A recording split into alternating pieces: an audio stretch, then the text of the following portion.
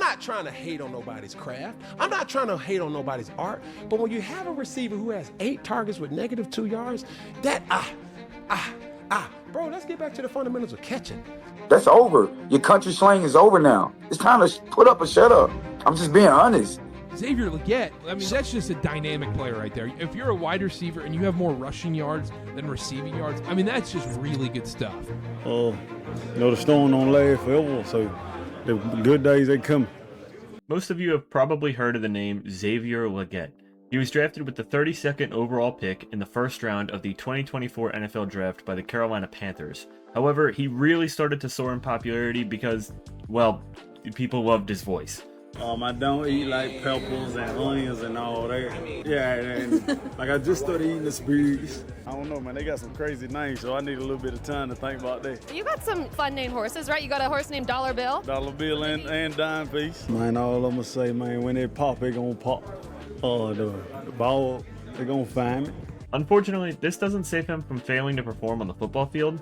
I haven't watched much of the Panthers so far this season, but nothing I have heard out of that fan base has been positive up to this point, especially when talking about Xavier Legette. So I started to look into what the big deal was, and I could safely say that I fully understand now. Prepare yourselves because we got a lot to talk about regarding Legette, including a very bad clip from last week's game against the Arizona Cardinals that I will show you all later. Now to kick things off, I wanted to talk about how we got here. The Panthers offense wasn't very good in 2024. Quarterback Bryce Young got benched early on in favor of veteran Andy Dalton, and that didn't end up fixing their problems, shockingly. Eventually, Bryce Young came back into the lineup and completely turned this offense around for the final 10 games of the year. In that stretch, he threw for 2,300 yards, 20 touchdowns, and only 6 interceptions, while also not turning it over once in his final 3 games. His completion percentage began to rise, and Pro Football Focus graded him the 7th best quarterback over the final 11 games. All of this is to say that the Panthers offense looked like it was beginning to crack into their potential. The hope was that they could build upon that and come back stronger in 2025. They did part ways with veteran wideout Adam Thielen, but they added a top 10 draft pick in Ted McMillan to pick up the slack and keep the excitement moving forward. So when you look at an offense that did really well towards the end of 2024 and see the youth in this group, it's easy to expect positive things as the years progress. And this is exactly where things went wrong. Xavier Legette was listed as the number 2 receiver on the depth chart coming into the 2025 season. He played in 16 games as a rookie, catching 49 of his 84 targets to turn them into 497 yards and 4 touchdowns. Those numbers aren't terrible, though they don't show the whole picture. See, he dropped a lot of balls thrown his direction. One of them was a potential game winner against the eventual Super Bowl champs, the Philadelphia Eagles. Another blitz from Philadelphia. Young leaves it for Legette, who lunges out and tumbles down. Well, Bryce Young did an excellent job of cutting this ball loose. Oh, it touched the turf. Right after the game, his head coach openly stated that Legette has to make that play. On top of that, Shannon Sharpe tore into Xavier Legette for dropping passes and having people essentially just make excuses for him, saying that he'll just get the next one. He had dropped 6 passes by this point, by the way. But look, he's only 24 years old. Surely he'd be able to develop more chemistry with Bryce Young, fix his drops problem, and help this offense hit another gear during his sophomore campaign in 2025, right? Well, you would be wrong. Through 2 games this season, Xavier Legette has just 8 receiving yards. I honestly wish that I was making that up. He has received a whopping 15 targets and has caught just 4 of them for 8 yards. Like, it is honestly impressive how bad this stat line is. But I'm going to double down here and give you a follow-up stat to make it even worse. In Week 2 against the Arizona Cardinals, Legette became just the 2nd player in NFL history to finish a game with negative receiving yards while having at least 8 targets. I'm going to give you a moment to let that sink in. The only other time this has happened in history was back in 2013 when running back Jamal Charles had -6 receiving yards on 8 targets. And again, he's a running back. And you know what? I actually don't think you guys fully understand how bad Xavier Legette has performed so far through 2 games, even with that statistic. So let me hit you with his game stats. In Week 1 against the Jaguars, he had 3 catches on 7 targets for 10 total yards. In Week 2 against the Cardinals, he only caught 1 of those aforementioned 8 targets for -2 yards. Now, you hear these stat lines and you think to yourself, Was this really worthy of a first-round draft pick? And besides that, is it even worthy of being a number 2 receiver in an NFL offense? Because I don't think so. Not even close, honestly. And sure, not all of these incompletions are drops, but you can't have a wideout who just never comes down with the ball when it's thrown in his direction. If you're Bryce Young, how can you possibly have confidence in targeting him when he's catching like 1/4 of all the passes thrown in his direction? You might have a better opportunity to catch a pass aiming at a defender and hoping it bounces off of him than completing a pass with Xavier Legette. Before I get to this next section though, I do want to remind you to please subscribe and like this video if you're enjoying it so far, and comment down below what you think about Legette putting up negative receiving yards on 8 targets somehow. I would love to hear what you all think about that. Anyways, I'll let you guys get back to the video. I'm not going to harp on his statistical production all video because that's not all that's happened with him. Aside from his terrible statistical play, he's been ridiculously lazy and has gotten called out multiple times in just a 2-game span.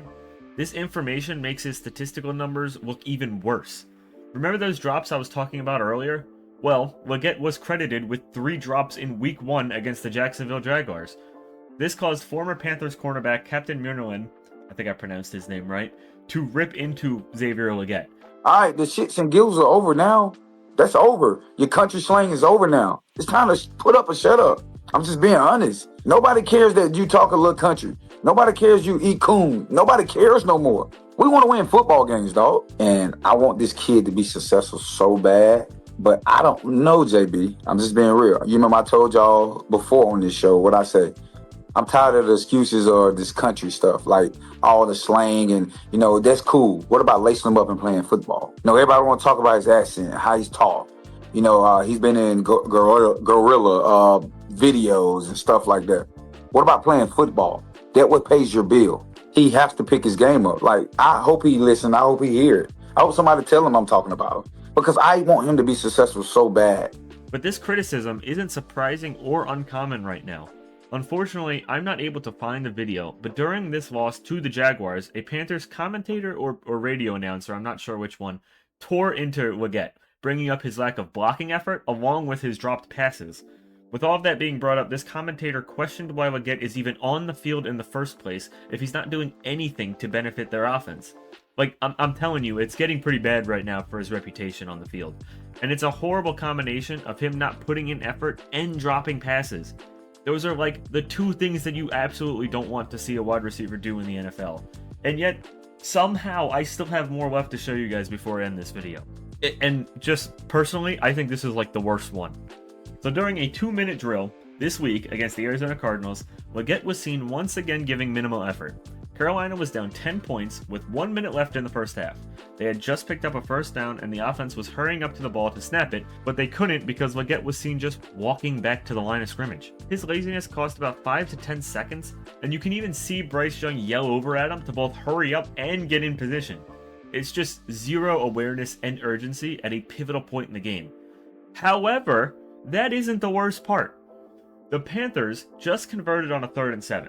With a completion to tight end Jatavion Sanders.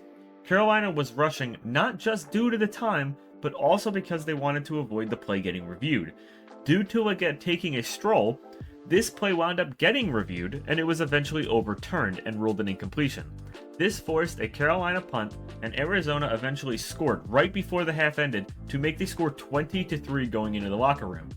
Had Legette hurried up, and they got the play off, Carolina could have put up some points and gone into the locker room down by a score of 13-6 or even 13-10.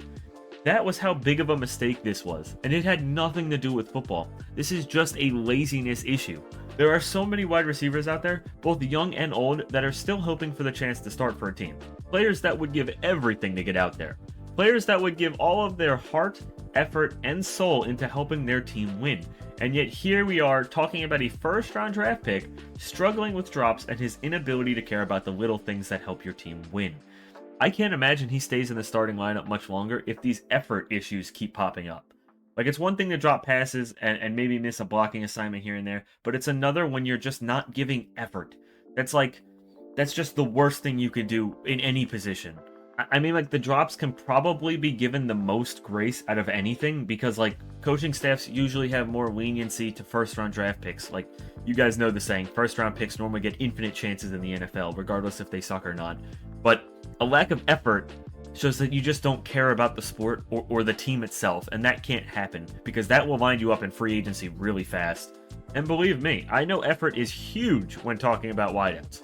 As a Saints fan, I watched a guy named Traquan Smith get start after start for my team, and I didn't think he was that talented of a wide receiver. But you know why he kept getting reps and trust from the coaches? The guy blocked incredibly well and gave his best on every single play, and he was constantly rewarded for that. He helped the team win in small ways as well, even if he didn't put up big receiving numbers. And those are the type of guys that teams want, not players like Xavier Legette with his lackadaisical approach to the game. Honestly, I'm just really disappointed in what we've seen out of Legette so far in 2025. Last season, I gave him a bit of a pass on the drops and whatnot due to being a rookie in a bad offense.